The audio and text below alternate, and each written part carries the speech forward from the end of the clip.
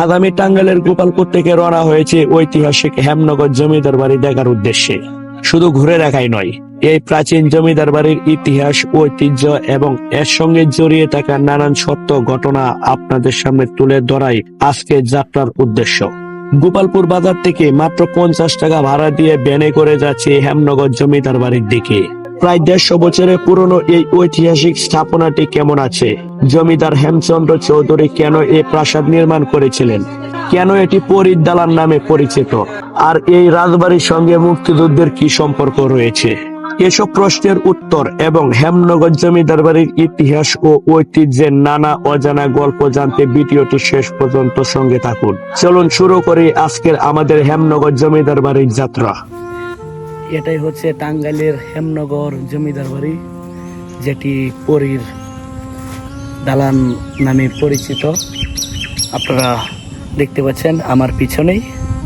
টাঙ্গাইলের গোপালপুরে দাঁড়িয়ে আছে প্রায় 150 বছরের পুরনো এক ঐতিহাসিক স্থাপনা হেমনগর জমিদার বাড়ি। স্থানীয় মানুষের কাছে এটি আবার পরীর দালান নামে পরিচিত।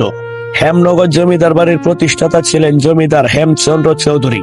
তিনি মধুপুরের আমবাড়িয়া এলাকায় জমিদারি পরিবারের উত্তরসূরি ছিলেন। 1880 সালে হেমচন্দ্র চৌধুরী সুবর্ণখালী এলাকায় একটি রাজবাড়ি নির্মাণ করেন, কিন্তু যমুনা নদীর ভাঙনে সেই রাজবাড়ি পরবর্তীতে নদী গর্ভে বিলীন হয়ে যায়।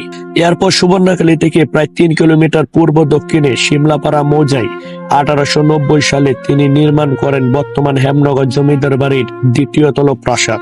সরকারি তথ্য সূত্রে 1890 সালকে এই জমিদার বাড়ি নির্মাণের বছর হিসেবে উল্লেখ করা হয়েছে। আমি এখন টাঙ্গাইলের গোপালপুরের হেমনগর জমিদার বাড়িতে। এটি হচ্ছে সেই পরীর দালান নামে যারা এখানে স্থানীয় মানুষজন এটাকে চিনে থাকে। আসলে হেমনগর জমিদার বাড়ি বললেই সবাই এটাকে ভালো করে চিনবে। আর আমি সেই 100 বছরের পুরনো একটি জমিদার বাড়িতে রয়েছি। আপনাদেরকে এই জমিদার বাড়িটি দেখাবো ঘুরে। আর এখন যেহেতু এটি একটি কলেজ, আর আজকে কলেজ খোলা, যতটুকু সম্ভব আপনাদেরকে দেখানোর চেষ্টা করব আমার এই ভিডিওর মাধ্যমে। প্রাসাদটির স্থাপত্য ছিল অত্যন্ত দৃষ্টিনন্দন। ভবনের বিভিন্ন অংশে অলঙ্করণ, ফুল, লতাপাতা, নকশা এবং রঙিন কাচের ব্যবহার ছিল বলে বিভিন্ন ঐতিহাসিক প্রতিবেদনে উল্লেখ করা যায়। প্রাসাদের মূল অংশের উপরে থাকা 2টি পরীর ভাস্কর্য থেকে এর স্থানীয় নাম হয় পরীর দালান। প্রকাশিত তথ্য অনুযায়ী এই প্রাসাদ নির্মাণে কলকাতা ও দিল্লি থেকে দক্ষ কারিগর ও রাজমিস্ত্রি আনা হয়েছিল। একসময় এই বিশাল প্রাসাদ চত্বরের মধ্যে ছিল পুকুর, কূপ, বাগান, পূজা মণ্ডপ, হাতিশালা এবং নাট্যশালা সহ নানা স্থাপনা। ফলে এটি শুধু একটি বাসভবন ছিল না, বরং জমিদার পরিবারের সামাজিক ও সাংস্কৃতিক কর্মকাণ্ডে একটি গুরুত্বপূর্ণ ভূমিকা ছিল। জমিদার হেমচন্দ্র চৌধুরীর নাম থেকে ধীরে ধীরে এই এলাকার নাম হয়ে ওঠে হেমনগর। অর্থাৎ আজকের হেমনগর শুধু একটি এলাকার নাম নয়, এর নামের সঙ্গে সরাসরি জড়িয়ে আছে এই জমিদার পরিবারের ইতিহাস। এই রাজবাড়ির ইতিহাস শুধু জমিদার আমলে সীমাবদ্ধ নয়। 1971 সালের মহান মুক্তিযুদ্ধের সময় হেমনগর পরীর দালান মুক্তিযোদ্ধাদের একটি ঘাঁটি হিসেবে ব্যবহার করা হয়েছিল। টাঙ্গাইল জেলা প্রশাসনের তথ্য অনুযায়ী এখান থেকেই কাদেরিয়া বাহিনীর মুক্তিযোদ্ধারা পাকিস্তানি বাহিনীর বিরুদ্ধে প্রতিরোধ গড়ে তুলেছিলেন। তাই এই প্রাসাদ আমাদের কাছে শুধু একটি জমিদার বাড়িই নয়, মুক্তিযুদ্ধের স্মৃতিবাহী একটি স্থানও।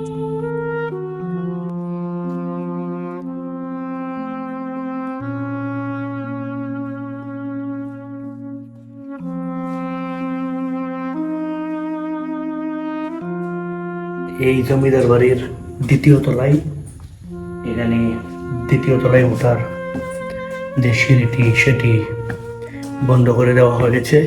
ঝুঁকিপূর্ণ যে প্রিয় ভবনটি।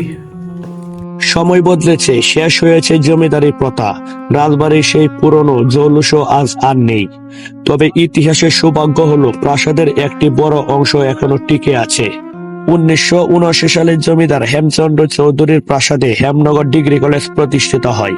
কলেজটির নিজস্ব ইতিহাসেও বলা হয়েছে, ঐতিহাসিক প্রাসাদের 28টি কক্ষ বিশিষ্ট পরীর দালান এখনো ঐতিহ্যের নিদর্শন হিসেবে রয়েছে।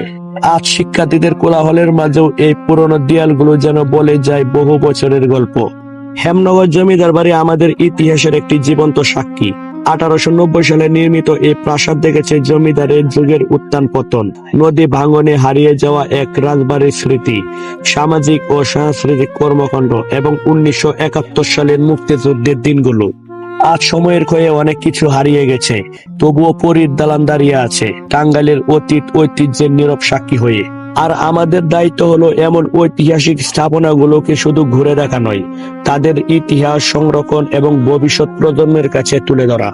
আমি আরিয়ান সেলিম, আপনারা দেখছেন আরিয়ান সেলিম ব্লগ। ইতিহাস ঐতিহ্যের এমন আরো গল্প নিয়ে আবারও দেখা হবে।